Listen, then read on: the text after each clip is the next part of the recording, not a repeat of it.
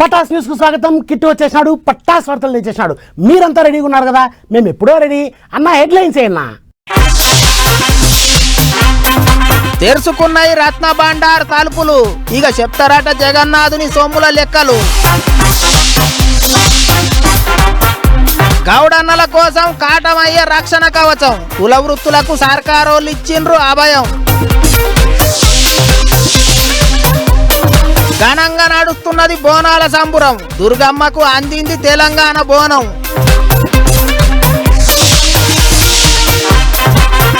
బలగం పెంచుకుంటున్నాడట జనసేనాని. 2 రాష్ట్రాలల్ల కార్యకర్తలను తయారు చేస్తారట.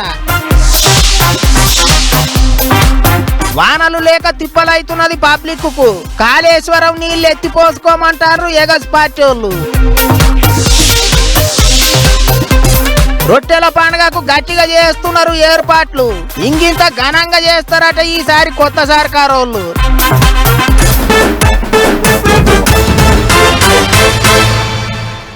వారం రోజుల నుంచి నలుగురు గుమిగూడుకున్నా పూరి జగన్నాథ్ రత్న బండారు ముచ్చట్లే మాట్లాడుకుంటున్నారు.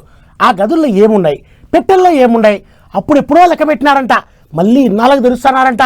ఖజానాకి పాములు కాపలా ఉన్నాయంట, తెరిస్తే కరుస్తాయంట. ఇట్లా రకరకాల వార్తలు వినిపించినాయి. అదిగో ఇదిగో అంట చివరికి రత్న బండారు తెలుసుకోయింది. మరి ఆ రత్న బండారులో ఏం బయటపడిందో చూద్దాం పదండి.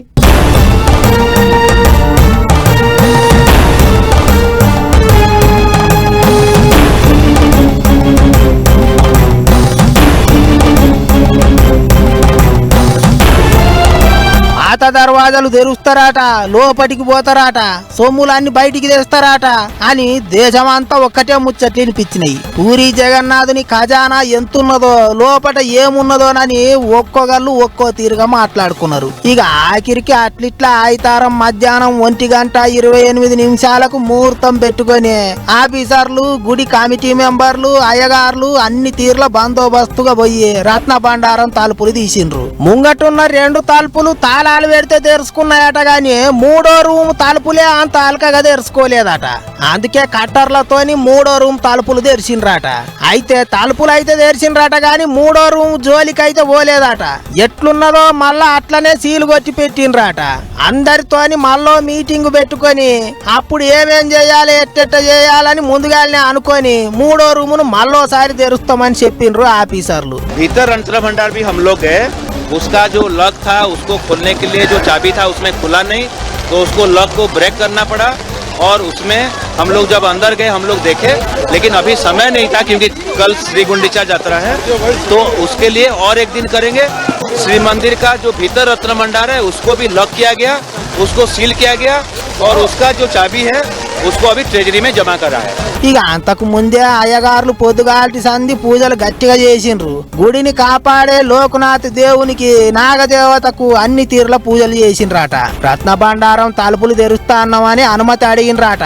ఇంకో దిక్కు లోపట పాములు ఉన్నాయని ముందుగానే చాలా మంది అన్నారు కాబట్టి పాములు గరిచినా ఎమ్మటే మందులేసి కాపాడనికే డాక్టర్లు, పాములు పట్టేటోళ్ళు అందరిని ఎంటబెట్టుకొని పోయినరాట ఆఫీసర్లు. లోపటున్న బంగారము, సొమ్ములు, రత్నాలు అన్ని తీసి లెక్క పెట్టనికే తీసుకుపోవాలి కాబట్టి ముందుగానే పెద్ద పెద్ద పెట్టెలు కొత్తవి తయారు చేసుకొని తీసుకొచ్చిండ్రు. అటు తలుపులు తెరుచుకోగానే పెట్టెలన్నీ లోపలికి తీసుకుపోయిండ్రు. అప్పుడు ఎప్పుడో 46 ఏండ్ల కింద తెరిచిండ్రు అంటే మళ్ళా ఇన్నొద్దులకు రత్న బండారం తలుపులు తెరుచుకున్నాయి. అప్పట్లో సొమ్ములు అన్ని లెక్క పెట్టనికే 70 రోజులకు ఎక్కువనే పట్టిందట.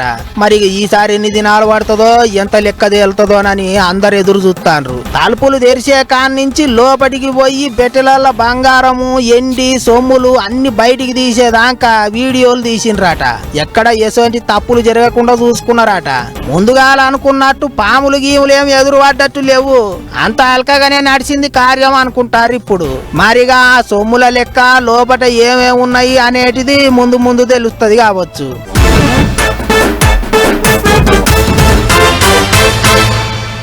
తెలంగాణలో కాంగ్రెస్ ప్రభుత్వం వచ్చిన తర్వాత కొత్త కొత్త పథకాలు పట్టుకొస్తున్నారు. ఎన్నికల ముందు చెప్పిన 6 గ్యారంటీలే కాదు, సందర్భాన్ని బట్టి ప్రజలకి ఏం అవసరం అవుతున్నాయో వాటిని అమలు చేసేదానికి ప్రయత్నం చేస్తున్నారు గవర్నమెంట్ వాళ్ళు. అట్లాగే ఇప్పుడు గౌడన్నల కోసం ఒక అద్భుతమైన ఉపాయం చేసినారు. మీరే చూడండి. తెలంగాణలో గౌడన్నల కొరకు సర్కారోళ్ళు భలే మంచి ఈగురం చేసిళ్ళు. ఇక ఇప్పటి సంది తాళ్ళెక్కేతందుకు పోయిన గౌడన్నలు తాళ్ళ మీదకెంచి కింద పడి పానాలు పోకుండా రక్షణ కవచాలను తయారు చేపించిర్రు. భుజానికి మోకు, నడుముకు ముస్తాదు, కాళ్లకు గుది కట్టి, నెత్తికి రుమాలు చుట్టి, అరిచేతుల పానం బిగబట్టి, ఆకాశానికి ఎగబాకి కమ్మటి కళ్ళును దించేటి గౌడన్నల పానాలకు భరోసానిచ్చే ఈగురం చేసింది సర్కారు. షెట్ ఎక్కితే ఎప్పుడేమైతుందో తెలియదు. తాడి షెట్టు తడిసి కాలు జారినా, చెయ్యి జారినా, కింద పడి పానాలు పోకుండా ఇగో ఇట్ట రక్షక కవచాలను తయారు చేపించారు. అగో చూడలి కాలు జారి ఆలాడబడ్డా ఏం కాకుండా ఎట్ట తయారు చేపించారు. ఇక ఈ కవచాన్ని తయారు చేపించి దాన్ని మోకు కడితే వానలకు చెట్లు తడిసి కాలో చెయ్యో జారినా ఏం కాకుండా ఉంటదట. కిందికి ఏలాడబడంగానే ఇగో ఇట్లా తాడుకు గట్టిగా బిగించుకొని మనిషికి ఏం కాకుండా కిందికి ఉయ్యాలలో ఏలాడినట్టే అవుతుందట. అందుకనే ఇగో ఇంత మంచి ఈగురం చేసినాం అన్నట్టే చెప్పుకొచ్చిండు సీఎం సారు. ఇక భవిష్యత్తులో ఏ గౌడన్న కూడా తాళ్ళలో ఈదులో ఎక్కేటప్పుడు చచ్చిపోవద్దు, ప్రమాదం జరగొద్దు అని చెప్పి వాళ్ళు ఒక కాటమయ్య రక్షణ కవచం పేరు మీద 10,000 పంచిపెట్టడానికి ఈ కార్యక్రమాన్ని ఏర్పాటు చేసిండ్రు. మనస్ఫూర్తిగా ఆ టీంను కూడా నేను ప్రభుత్వం తరఫున అభినందిస్తున్నా. హైదరాబాదు అబ్దుల్లాపూర్ మేట్ మండలం లష్కర్ గూడల కాటమయ్య రక్షణ కవచాన్ని సాల్వ్ చేసిండు రేవంత్ రెడ్డి సారు. గౌడన్నలకు రక్షణ కిట్టులను పంచిండు. ఐఐటి హైదరాబాద్ వాళ్ళతో తయారు చేపించిలాట. మంచి ఈగురమే కదా. ఇక ఇప్పటి సంది తాళ్ళెక్కేతందుకు పోయేటి గౌడన్నలకు ఎప్పుడేమైతుందో అనేటి లందేం లేదన్నట్టే. ఇగో గౌడన్నలు మీరు సుతకి కిట్టును మోకుకు తగిలించుకొని తాళ్ళెక్కులి. తాడి చెట్లు తడిసి కాలో చెయ్యో జారినా కింద పడకుండా ఆసరైతుందట. ఏం చెప్తున్నా.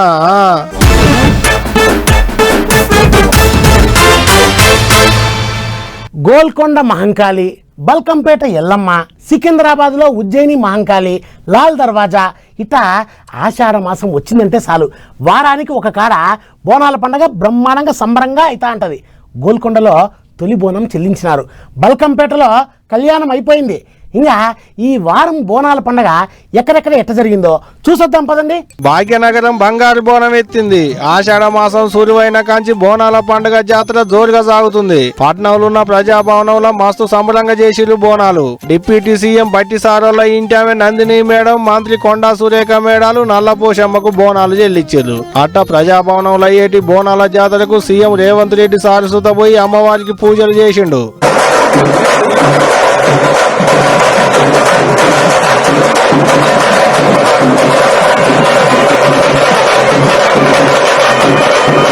ఇగిటు మహంకాళి అమ్మవారి గుళ్ళె కూడా బోనాల పండుగ మస్తు సంబరంగా అయింది. భక్తులు బోనాలు ఎత్తుకొచ్చి అమ్మవారికి మొక్కులు పెట్టుకున్నారు. అంతేకాదు 15వ ఏట తెలంగాణకించి విజయవాడ దుర్గమ్మకు బంగారు బోనం అందించారు. ఇంద్రకీలాద్రిలో తెలంగాణకించి పోయిన బంగారు బోనం ఊరేగింపు మస్తు ఘనంగా అయింది. ఇకొక పట్నంలోనే కాదు జిల్లాల పొంటి ఊర్ల పొంటి కూడా బోనాల సంబరాలు గట్టినే నడిచినాయి. నిర్మల్ జిల్లాలున్న శ్రీగిరి, నందిగుండం దుర్గామాత గుళ్ళె బోనాల జాతర జోరుగా నడిచింది. భక్తుల సంబరాలు, శివసత్తుల ఆటలు, డోలు గజ్జల లాగుల నడుమ చిన్నగా సాగలేదు. అటు సిద్దిపేటలైన బోనాల జాతరకు అక్కడి ఎమ్మెల్యే హరీష్ రావు సారసుత పోయి పెద్ద పూజలు చేసిండు. అమ్మవారికి మొక్కులు పెట్టుకున్నాడు. గిట్లా పల్లె పట్నం అని తేడా ఏం లేకుండా ఈ ఐతారం నాడు బోనాల పండుగ సంబరంగా అయింది. పోండ్రి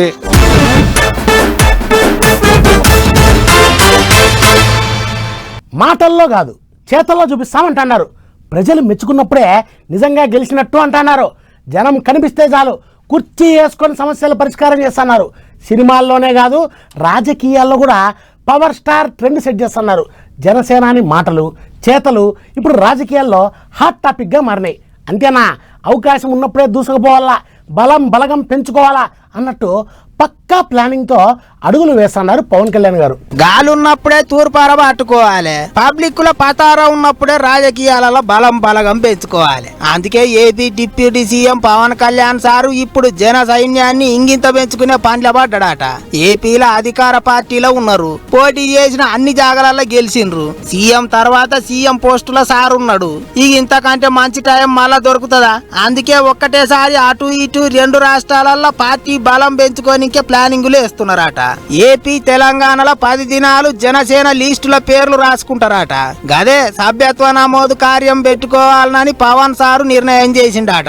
కార్యకర్తలను షరీకు చేసుకోనికే 2 తెలుగు రాష్ట్రాలలో నియోజకవర్గానికి 50 మందిని పెడుతున్నారట. వచ్చిన వాళ్ళను వచ్చినట్టు పార్టీలో కలుపుకోవాలి, కండువాలు కప్పాలి అన్నట్టు చెప్పిండ్రట. అన్నేమో గాని ఎట్లా ఇటు దిక్కు కూడా పువ్వు పార్టీలతో కలిసి నడవనికే చూస్తాండ్రు కాబట్టి తెలంగాణ పబ్లిక్ ను జనసేన దిక్కు గట్టిగా మలుపుకోవాలి అన్నట్టు చూస్తారట. జనసేన పార్టీ సురువైనప్పటి సంధి 6,50,000 దాకా కార్యకర్తలు జమ అయినరట. ఇక ఇప్పుడు దాన్ని 9 లక్షల కంటే ఎక్కువ పెంచుకోవాలని కంకణంగా అట్టుకున్నారట. తెలంగాణలో సారుకు సినిమా అభిమానులు ఎట్లా ఉన్నారు కాబట్టి వాళ్ళతోని కలిపి ఇప్పటికే వేరే పార్టీలలో ఎవరన్నా ఉన్నా కూడా వాళ్ళందరినీ జనసేన దిక్కు ఇగ్గుకోవాలి అన్నట్టు చూస్తారట. రాజకీయాలలో ఎంత బలంగా ఉంటే అంత బలం కాబట్టి కరెక్ట్ టైంలో కార్యం ముంగటేసుకున్నాడు జనసేన అని అనుకుంటారు ఇప్పుడు అందరూ.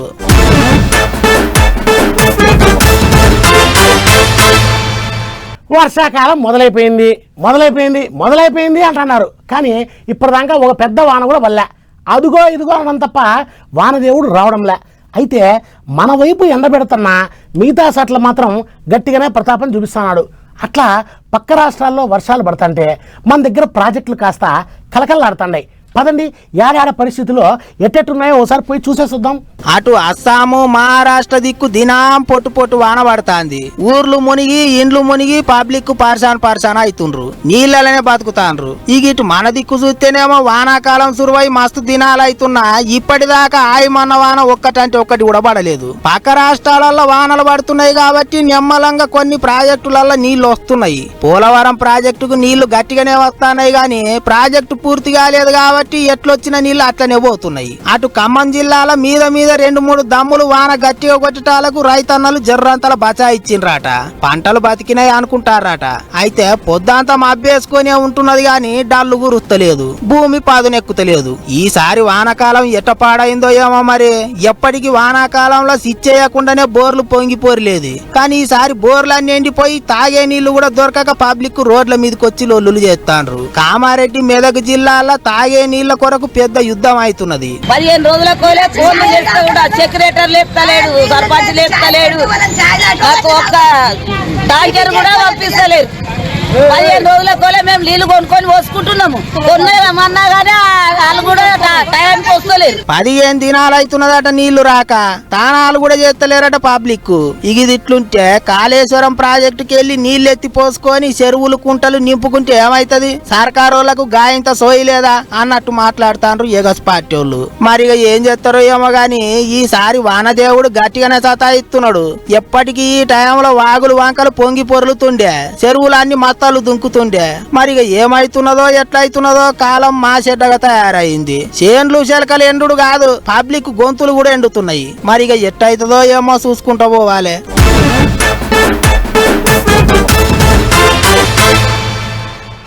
ఒక్కో పుణ్యక్షేత్రాన్ని ఒకే ప్రత్యేకత. రకరకాల జాతరలు అయితే ఉంటాయి, రకరకాల మొక్కులు చెల్లిస్తుంటారు భక్తులు. అట్లా మేడారం జాతరలో బెల్లాన్ని బంగారంలాగా తల్లులకు సమర్పిస్తూ అంటారు. వేములవాడ రాజన్నకి కోడె మొక్కులు చెల్లిస్తూ అంటారు. కొండగట్టు అంజన్నకి తమలపాకులు సమర్పిస్తూ అంటారు. అట్లా చేస్తే కోరిన కోరికలు తీరుతాయని దండిగా మందికి నమ్మకం. అట్లాగే ఒక కాడ రొట్టెలు సమర్పిస్తూ అంటారు. రొట్టెలు అంటానే మీకు అంతా అర్థమైపోయింది కదా, అదే మన నెల్లూరు రొట్టెల పండక్కి ఈసారి ఏర్పాట్లు బ్రహ్మాండంగా చేస్తున్నారు. పదనట పోయొద్దామా. కొలిసి మొక్కితే కొంగు బంగారం, కోగళ్ళు పాయిరంగా రొట్టెలిచ్చి పుచ్చుకుంటే పోతాయి కష్టాలు. మస్తు మైమగల్ల దర్గా నెల్లూరులో ఉన్న బారాషాయే దర్గా. అందుకే ప్రతి ఏడు రొట్టెల పండుగకు పబ్లిక్ పుట్టవలిగి సీమలు వచ్చినట్టే వస్తుంటారు, మొక్కులు మొక్కుతుంటారు. మొక్కులు తీరినోళ్ళు రొట్టెలు పంచి పెడుతుంటారు. ఇక అట్లనే ఈసారి కూడా రొట్టెల పండుగకు ఏర్పాట్లు గట్టిగానే చేస్తానరట సర్కారోళ్ళు. జూలై 17వ తారీఖు నుంచి 21వ తారీఖు దాకా రొట్టెల పండుగ చేయాలని ముహూర్తం పెట్టినరాట. స్వర్ణాల చెరువుల తానాలు చేసి దర్గాల పూజలు చేసి రొట్టెలు ఇచ్చి పుచ్చుకుంటే మనసులో ఎసోంటి కోరికున్నా అవుతుందని గట్టిగా నమ్ముతారు పబ్లిక్. ఆంధ్ర, తమిళనాడు, కర్ణాటక, మహారాష్ట్ర నుంచే కాదు సౌదీ, అరబు దేశాల నుంచి కూడా వస్తుంటారు చాలా మంది. ఇక రొట్టెల పండుగల అసలు ఘట్టం గంధ మహోత్సవం 18వ తారీఖు నాడు చేస్తారట. మొత్తం 5 దినాలు ఎవ్వలకేం లోటుపాట్లు రాకుండా అన్ని తీర్ల సవలతులు చేస్తున్నారట. ఇప్పటికే లీడర్ సావులంతా ఓ మల్క పోయి ఏర్పాట్లు ఎట్టెట్ట జరుగుతున్నాయో ఆఫీసర్లను అడిగి తెలుసుకున్నారు. ఎవ్వలకేం తిప్పల కావద్దని ఆర్డర్లు వేసిండ్రాట. స్వర్ణాల చెరువు కాడ బందోబస్తు గట్టిగా పెడుతున్నారట. గజ ఈతగాళ్లను రెడీగా ఉంచుతున్నారట. పబ్లిక్ అంతా మొక్కులు తీర్చుకొని రొట్టెలు ఇచ్చి పుచ్చుకొని ఎసవంటి తిప్పలు లేకుండా ఇంటి బాట పట్టేటట్టు ఏర్పాట్లు అవుతున్నాయట. అందులో ఈసారి కొత్త సర్కారోళ్ళు వచ్చిండ్రు కాబట్టి జాతర ఇంగింత గట్టిగా చేయాలి అన్నట్టే ఉన్నారట లీడర్లంతా.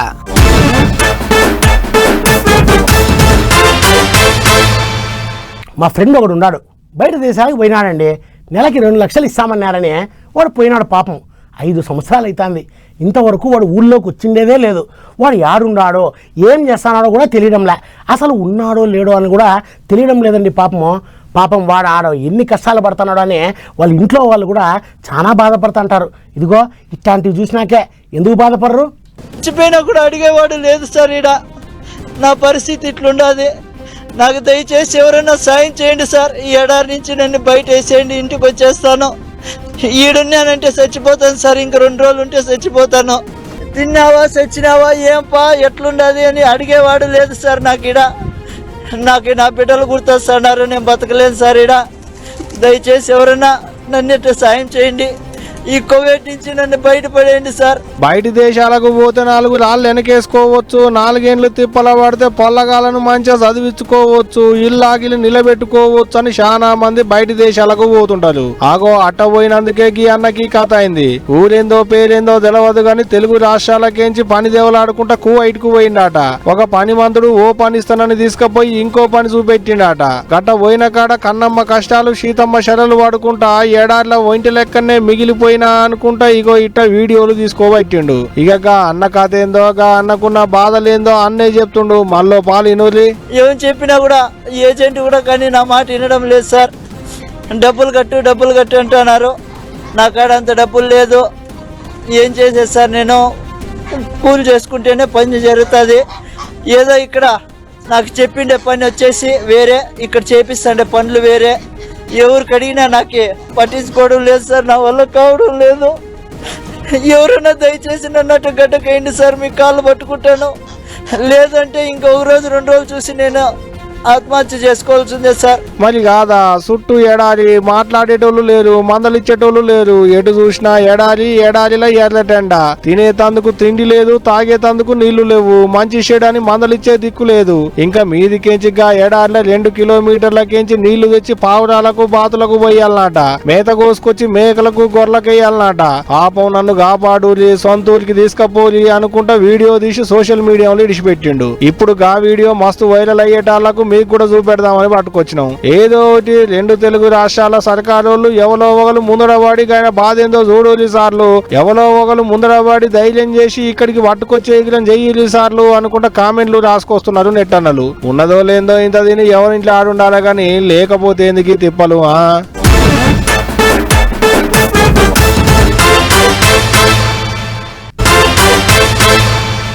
ఇంకా రాన్ని బుడబుట్ట వార్తలు ఉన్నాయి. అవన్నీ ఫటాఫట్ చూసేద్దాం పదండి. శ్రీ సత్యసాయి జిల్లా నల్లచెరువు మండలంలో ఉన్న పెద్ద ఎల్లంపల్లి కాడ దొంగతనంగా ఎర్రచందనం మొద్దులు వేసుకపోయేటి బండిని పట్టుకున్నారు అడవి ఆఫీసర్లు. 13 మొద్దులు దొరకబట్టిరు. 2.5 లక్షల దాకా ఖరీదుంటారట. వీటికి పోలీసు వాళ్ళని చూడంగానే భయం అయినట్టున్నది. బండి ఇడిచిపెట్టి ఇద్దరు బడివేగాళ్ళు పత్త లేకుండా పరారయ్యారు. ఏడికి పోతారు తీయాలి. తాతలు దొరికితే తలవాళ్ళు పోయకుంటూ మన పోలీసు వాళ్ళు. ఏండ్ల కమానంకించి చదువులు చెప్పిన బడి పంతులు తవాదులై పోతుందని ఖమ్మం జిల్లా ముదిగొండ మండలం మెట్టుగూడెం ఊళ్ళో ఉన్న బల్లె చదువుకునేటి పొల్లగాళ్ళు సారును మేడాలను కుర్చీల కూసబెట్టి పాలాభిషేకాలు చేసారు. బిందెల కొద్దిగా పాలు తెచ్చి చెంబుల కొద్ది గుమ్మలిచ్చారు. దండలేయంగా చూసినాం, దండాలు పెట్టంగా చూసినాం కానీ ఇట పాలాభిషేకాలు చేయంగా చూసుడు ఇదే మొదలు. ఏదైతే కానీ చదువు చెప్పిన పంతుల మీద బక్కపాయలమే ఉన్నది ఓన్రి పొల్లగాళ్లకు. ఇండ్లలో పడితే ఏం దొరుకుతాయి? 1000-2000. గుళ్ళల్లో పడితే గోనె సంచి నిండా నింపుకోవచ్చు అనుకున్నట్టున్నారు. తూర్పుగోదావరి జిల్లా కోరుకొండలో ఉన్న నరసన్న గుళ్ళే ఉండి తలంబాల కొట్టారు. ఉన్న కాడికి సంచిలో మెలుక్కొని అవతల పడ్డారు. రామయ్య గుళ్ళే ఉన్న ఉండి మీద కూడా కన్నేసాడ. కానీ ఊకుంటుందా మన పోలీసు వాళ్ళు? గుడ్డ కెమెరాలలో చూసి పైటీలాలకు దొరకబడనే పట్టారు. ఇక మాపడికి తాతలకు తలవాలే పోండి. అయినా ఏమైనా పని చేసుకుంటే ఏమొస్తారా వారి మీ శతగాని మోకాల మన్ను. ఏపీ మంత్రి లోకేశం బాబు ఇంటి ఆమె నెంబడేసుకుని తాడేపల్లిలో గంగానమ్మ గుడి పునఃప్రతిష్ఠ కార్యానికి పోయిండు. మంత్రి సార్ వస్తుండగానే గుడి కమిటీ వాళ్ళు ఎదురుగా పోయి ఎదుర్కొన్నారు. అటంకా ఆలు మొగలిద్దరు గుళ్ళకి పోయి పెద్ద పూజలు చేసారు. ఏమో అనుకున్నాం లోకేశం అన్నకు సుధా దైవభక్తి గట్టినే ఉన్నది, కానీ ఏడికి పోయినా సార్ సెల్ఫీలు మాత్రం ఆపుతలేడు కదా. పూజలేటు అయిపోయినాయి కానీ సెల్ఫీల సంగతి కానీ సార్ ఈ సెల్ఫీలు చల్లకుండా ఏడికి పోయినా సార్కైతే సెల్ఫీలే ముందటేసుకున్నట్టు పోంది.